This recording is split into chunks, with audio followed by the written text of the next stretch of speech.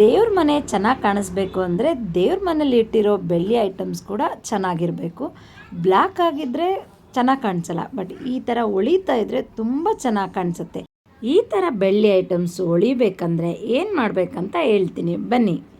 Hi friends, welcome back to my YouTube channel. I hope ಎಲ್ಲರೂ ಚೆನ್ನಾಗಿದ್ದೀರಾ ಅಂದ್ಕೊಂಡಿದ್ದೀನಿ. ಇವತ್ತಿನ ಟಾಪಿಕ್ ಏನಂದರೆ ಬೆಳ್ಳಿ ಐಟಮ್ಸ್ ಕ್ಲೀನ್ ಮಾಡೋದು ಹೇಗೆ ಅಂತ.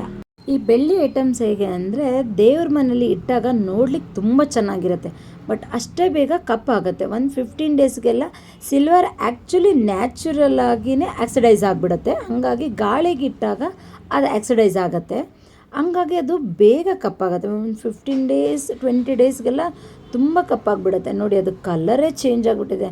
ನಾನಿದು ವಾಶ್ ಮಾಡಿ ಆಲ್ರೆಡಿ 20 ಡೇಸ್ ಆಯ್ತು. ಈ ಸರಿ ನಾನು 15 ಡೇಸ್ಗೆ ಒಂದು ವಾಶ್ ಮಾಡಿಬಿಡ್ತೀನಿ. ನಾನು ಬಂದು ಈ ಸರಿ ಆಲ್ರೆಡಿ 20 ಡೇಸ್ ಆಗಿದೆ, ಹಾಗಾಗಿ ಕ್ಲೀನೇ ಮಾಡಿರಲಿಲ್ಲ. ಇದು ನೋಡಿ ಎಷ್ಟು ಬ್ಲ್ಯಾಕ್ ಆಗಿದೆ ಅಂದರೆ, ಆ್ಯಕ್ಚುಲಿ ಗ್ರೌಂಡ್ ಫ್ಲೋರಲ್ಲಿದ್ದಾಗ ಅದು ಶೀತ ಇರುತ್ತಲ್ಲ, ಶೀತಕ್ಕೆ ಬಂದು ಇನ್ನೂ ಬೇಗ ಕಪ್ಪಾಗುತ್ತೆ ಸಿಲ್ವರು. ನಾನಿವತ್ತು ಈಸಿಯಾಗಿ ಹೇಗೆ ವಾಶ್ ಮಾಡೋ ಸಿಲ್ವರ್ನ ನಾನು ಹೇಗೆ ವಾಶ್ ಮಾಡ್ತೀನಿ ಅಂತ ತೋರಿಸ್ತೀನಿ, ಬನ್ನಿ. ನಾನು ಆ್ಯಕ್ಚುಲಿ ಸಿಲ್ವರ್ನ ಕ್ಲೀನ್ ಮಾಡಲಿಕ್ಕೆ ಯೂಸ್ ಮಾಡೋದು ಬಂದು ಕೋಲ್ಗೇಟ್ ಪೌಡರ್. ಕೋಲ್ಗೇಟ್ ಪೇಸ್ಟ್ ಅಲ್ಲ, ನಾನು ಪೌಡರ್ ತೊಗೊಳ್ತೀನಿ. ಈ ಪೌಡರ್ಗೆ ಬೇರೆ ಏನೂ ಮಿಕ್ಸ್ ಮಾಡಲ್ಲ ನಾನು. ಕೆಲವರು ಈ ಕೋಲ್ಗೇಟ್ ಪೌಡರ್ ಜೊತೆಗೆ ಸಬೀನ ಬರುತ್ತಲ್ಲ, ಸಬೀನ ಮಿಕ್ಸ್ ಮಾಡಿಕೊಂಡು ವಾಶ್ ಮಾಡ್ತಾರೆ.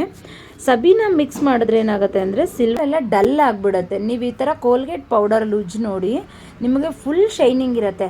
ನಾನು ಬಂದು 8 ವರ್ಷದಿಂದ ಯೂಸ್ ಮಾಡ್ತಾಯಿದ್ದೀನಿ, ಬಟ್ ಇವತ್ತಿನವರೆಗೂ ಯಾರಾದರೂ ನೋಡಿದ್ರೆ ಪಾಲಿಷ್ ಮಾಡಿಸಿದ್ದೀರಾ ಅಂತಾರೆ, ಆ ಥರ ಇದೆ. ಯಾಕಂದರೆ ನಾನು ಯೂಸ್ ಮಾಡೋದು ಬರೀ ಕೋಲ್ಗೇಟ್ ಪೌಡರ್ ಅಷ್ಟೇ, ಬೇರೆ ಏನು ಯೂಸ್ ಮಾಡಲ್ಲ. ತುಂಬ ಶೈನಿಂಗ್ ಇರುತ್ತೆ. ಕೆಲವೊಬ್ಬರ ಮನೇಲಿ ನೋಡಿದ್ದೀನಿ ಫುಲ್ ಡಲ್ ಆಗಿರುತ್ತೆ. ನಾರಲ್ಲಿ ಉಜ್ಜಿರ್ತಾರೆ, ಇಲ್ಲ ಅಂದರೆ ಸಬೀನ ಹಾಕಿ ಉಜ್ಜಿರ್ತಾರೆ, ಹಾಗಾಗಿ ಅದು ಬಂದು ಡಲ್ ಆಗಿರುತ್ತೆ.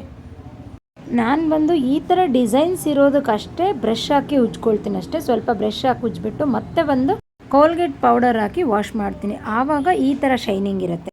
ದೀಪಗಳನ್ನೆಲ್ಲ ವಾಶ್ ಮಾಡಬೇಕಾದ್ರೆ ಸ್ವಲ್ಪ ಸೋಪ್ ಹಾಕ್ಬಿಟ್ಟು ಫಸ್ಟ್ ವಾಶ್ ಮಾಡ್ಕೊಳ್ತೀನಿ.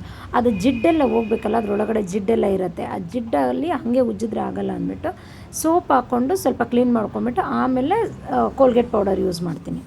ನೋಡಿ, ಈ ದೀಪ ಬಂದು ಎಷ್ಟು ಕಪ್ಪಗಾಗಿತ್ತು, ಬರೀ ಕೈನಲ್ಲೇ ಉಜ್ಜಿದ್ದಕ್ಕೆ ಎಷ್ಟು ಶೈನಿಂಗ್ ಬಂದಿದೆ. ತುಂಬ ಶೈನಿಂಗ್ ಬರುತ್ತೆ. ಐಡಲ್ಸ್ಗಳು ಉಜ್ಜಬೇಕಂದ್ರೆ ಬ್ರಷ್ ಯೂಸ್ ಮಾಡಿ, ಇಲ್ಲಾಂದರೆ ಅದರಲ್ಲಿರೋ ಕಲೆಗಳು ಹೋಗಲ್ಲ. ಹಾಗಾಗಿ ಐಡಲ್ಸ್ನ ಯಾವಾಗಲೂ ಬ್ರಷಲ್ಲಿ ಯೂಸ್ ಮಾಡಿ.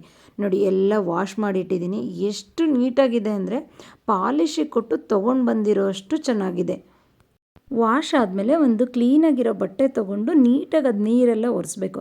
ಇಲ್ಲ ಅಂದರೆ ಅದು ನೀರು ಡಾಟ್ ಇರುತ್ತಲ್ಲ, ಅದೆಲ್ಲ ಹಾಗೆ ಇರುತ್ತೆ. ನೀರು ಬಿದ್ದಿರೋ ಕಡೆ ಎಲ್ಲ ಮತ್ತೆ ಅದು ಬ್ಲ್ಯಾಕ್ ಆಗೋಕ್ಕೆ ಸ್ಟಾರ್ಟ್ ಆಗುತ್ತೆ. ಹಂಗಾಗಿ ನೀಟಾಗಿ ಒರೆಸ್ಕೊಳ್ಬೇಕು ಬಟ್ಟೆನಲ್ಲಿ. ನೋಡಿ, ನಾನೆಲ್ಲ ನೀಟಾಗಿ ಒರೆಸಿಟ್ಟಿದ್ದೀನಿ. ಎಷ್ಟು ಚೆನ್ನಾಗಿದೆ ಅಂದರೆ ಇದೆಲ್ಲ ಬಂದು ಪಾಲಿಶಿಂಗ್ ಕೊಟ್ಟು ತೊಗೊಂಡು ಬಂದಿರೋ ಥರ ಇದೆ. ಅಂದರೆ ಒಂದು ಸ್ಕ್ರ್ಯಾಚಸ್ ಕೂಡ ಇಲ್ಲ. ನಾನು 8 ಇಯರ್ಸಿಂದನೂ ಕಂಟಿನ್ಯೂಸಾಗಿ ಯೂಸ್ ಮಾಡ್ತಿದ್ದೀನಿ. ಈ ದೀಪ ಅಂತೂ ಅವಾಗಿಂದನೂ ಯೂಸ್ ಮಾಡ್ತಾಯಿದ್ದೀನಿ. ಒಂದು ಚೂರು ನೋಡಿ, ಇವಾಗ ತೊಗೊಂಡು ಬಂದಿರೋ ಥರ ಇದೆ. ಅದು 8 ಇಯರ್ಸಿಂದ ಯೂಸ್ ಮಾಡ್ತಿದ್ದೀನಿ ಅಂದರೆ ಯಾರೂ ನಂಬಲ್ಲ, ಅಷ್ಟು ಚೆನ್ನಾಗಿರುತ್ತೆ. ಯಾಕಂದರೆ ನಾವು ಸ್ಕ್ರ್ಯಾಚಸ್ ಆಗೋದು ನನ್ನ ಕೈನಲ್ಲೇ, ಅವಾಗಿಂದನೂ ಕೈನಲ್ಲೇ ಉಜ್ಜುತ್ತೀನಿ. ನಾರೆಲ್ಲ ಯೂಸ್ ಮಾಡಲ್ಲ. ಹಾಗಾಗಿ ನೋಡಿ, ಗಣೇಶ ಎಷ್ಟು ಚೆನ್ನಾಗಿದೆ ಅಂದರೆ ಇವಾಗ ತಂದಿರೋ ಥರ ಕಾಣಿಸ್ತಿದೆ. ನೀವೊಂದು ಸರಿ ಇದನ್ನು ಟ್ರೈ ಮಾಡಿ ನೋಡಿ, 100% ರಿಸಲ್ಟ್ ಬರುತ್ತೆ ಇದರಿಂದ. ನಾನು ಈ ವಿಡಿಯೋ ಮಾಡಿರೋದು ಶಿವರಾತ್ರಿ ಹಬ್ಬದ ದಿನ. ಅವತ್ತು ಅಪ್ಲೋಡ್ ಮಾಡಲಿಕ್ಕೆ ಟೈಮ್ ಇರಲಿಲ್ಲ, ಹಾಗಾಗಿ ಇವತ್ತು ಅಪ್ಲೋಡ್ ಮಾಡ್ತಾಯಿದ್ದೀನಿ. ಹಬ್ಬದ ದಿನ ಪೂಜೆ ಮಾಡೋದ್ರಿಂದ ಇಡೀ ದಿನ ನೆಮ್ಮದಿ ವಾತಾವರಣ ಇರುತ್ತೆ. ಇವತ್ತಿನ ವಿಡಿಯೋ ಇದಾಗಿತ್ತು. ನನ್ನ ವಿಡಿಯೋ ನಿಮಗೆ ಇಷ್ಟ ಆದರೆ ಲೈಕ್ ಮಾಡಿ, ಕಮೆಂಟ್ ಮಾಡಿ, ಸಬ್ಸ್ಕ್ರೈಬ್ ಮಾಡಿ. ಹೀಗೆ ಸಪೋರ್ಟ್ ಮಾಡ್ತಾಯಿರಿ. Thank you.